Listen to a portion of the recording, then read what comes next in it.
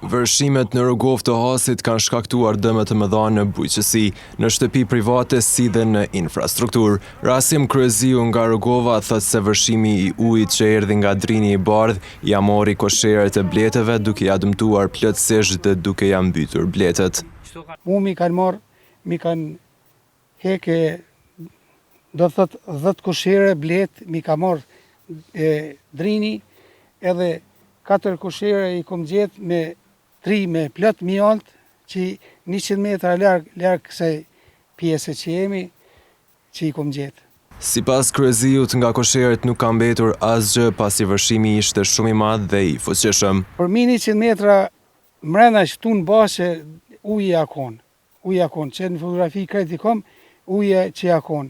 Krejt që ka gjetë, ka marrë maqinin e barit që kom pas tune, ka marrë, do thotë i kom pas grën për pula, i ka marrë, krejt i ka marrë, që veç që aty me gjithë si kom gjetë qatë bure me grën që ja derdh, edhe i përdorshëm në kusht gruni tash për momentin, se ka fillu dhe me bi.